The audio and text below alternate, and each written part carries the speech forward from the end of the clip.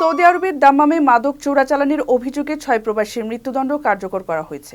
2024 সালে মোট 338 জনের মৃত্যুদণ্ড কার্যকর হয়েছে বলেও জানা গেছে। বুধবার সৌদি প্রেস এজেন্সির বরাত দিয়ে আরব নিউজ জানিয়েছে, ওই 6 জন প্রবাসী ইরানি নাগরিক। মাদক হাশিশ পাচারের অভিযোগে দোষী সাব্যস্ত হলে তাদের বিরুদ্ধে এই রায় দেওয়া হয়। অবশ্য এই ঘটনায় তেহরানে নিযুক্ত সৌদি আরবের রাষ্ট্রদূতকে তলব করেছে মাসুদ পেজেশকিয়ান সরকার।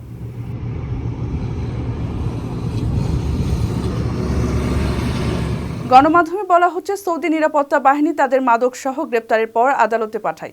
সেখানে তাদের দোষ প্রমাণিত হলে মৃত্যুদণ্ড দেওয়া হয়। এই রায় আদালত থেকে আপিলের পরও বহাল থাকে এবং রাজকীয় আদেশে তা কার্যকর করা হয়। সৌদি আরবের স্বরাষ্ট্র মন্ত্রণালয় বলেছে, তারা দেশজুড়ে মাদক চোরাচালান প্রতিরোধে কঠোর ব্যবস্থা নিচ্ছে এবং মাদক চোরাচালানি ও বিক্রেতাদের বিরুদ্ধে সর্বোচ্চ শাস্তি প্রদান করছে।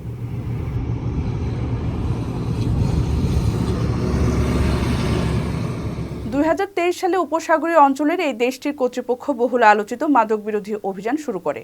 ওই সময় ধারাবাহিক অভিযান চালিয়ে শত শত মানুষকে গ্রেপ্তার করা হয়।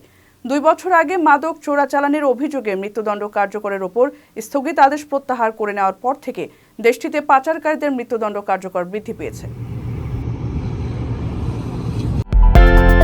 বিদেশ থেকে প্রিয়জনকে উপহার পাঠান প্রবাসী শপের মাধ্যমে। যোগাযোগ করুন স্ক্রিনে দেওয়া নম্বরে।